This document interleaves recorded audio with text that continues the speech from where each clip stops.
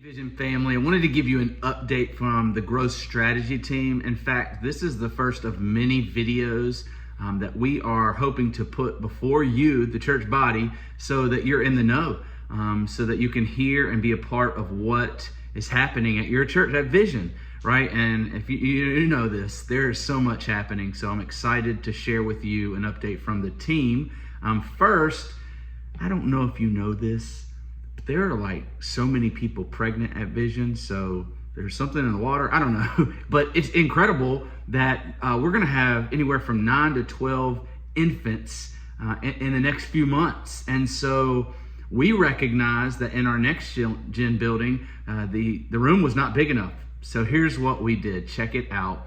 We tore down some walls, we put in some new carpet, we updated some things, added a TV, and now we have this huge infant space so that you and your family can feel safe. Your little ones are going to be loved on and just feel the love of God in this place. So we're excited to share that. So many improvements that are happening. We got a new check-in station as well. TVs are in all classrooms now, so we can show a lot of media and our curriculum. And so it's exciting what's happening in our next gen ministries.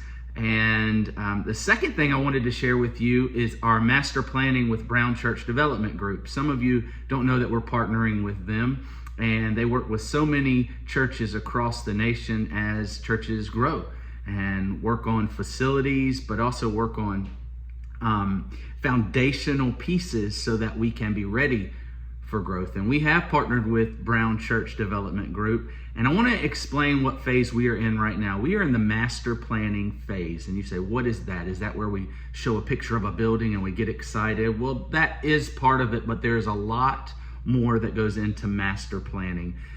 Master planning is actually a strategic planning process where we position Vision for the future growth. Not only are we experiencing right now and we're running out of space, but we also have to think about what happens a year from now or 5 years from now. How many people can we fit on our property? All of that matters. And so, as you can imagine, the growth strategy team has been praying, planning, discussing, meeting. We have spent a lot of time, and we continue to do so. And we love to serve the church this way. There's 5 key elements to this master planning process. I just want to share them really quickly with you so you understand what's involved. It's not just to throw up a building and let's go. It's a lot more. The first element is we have to create intuitive paths of travel.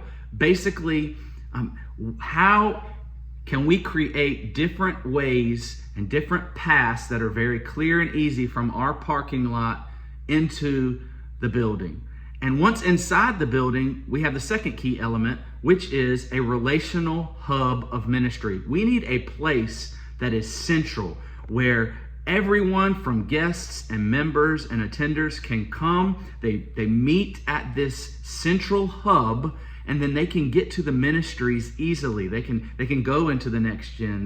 They can go into the worship. They can go into our relational spaces. They can go into the parking lot. And so we need to create this. We need this to be better. As you know, our lobby is a little smaller, so we're working on that to think about these things. The third element is to right size the campus.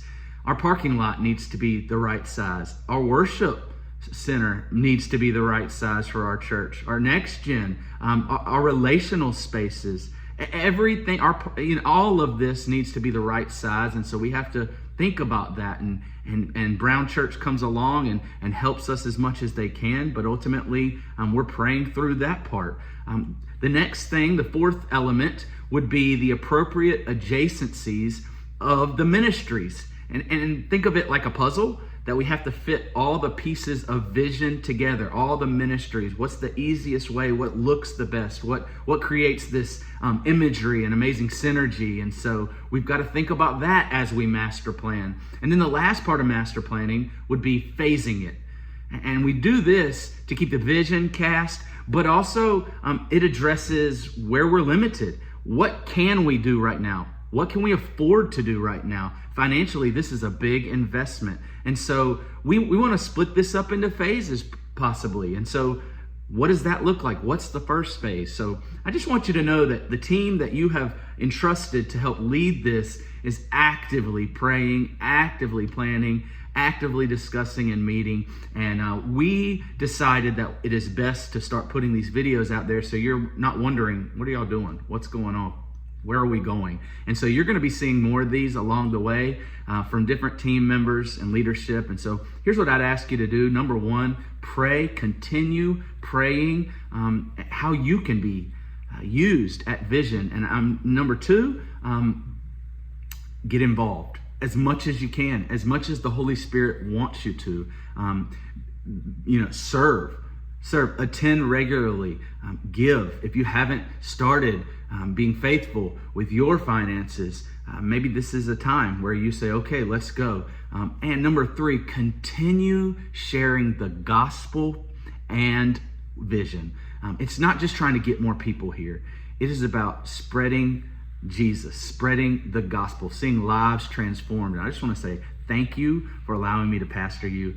Thank you for letting me shepherd you and for your faithfulness. It's been amazing. I know that great things are ahead. And so you continue to be faithful. I love you. Can't wait to see you Sunday.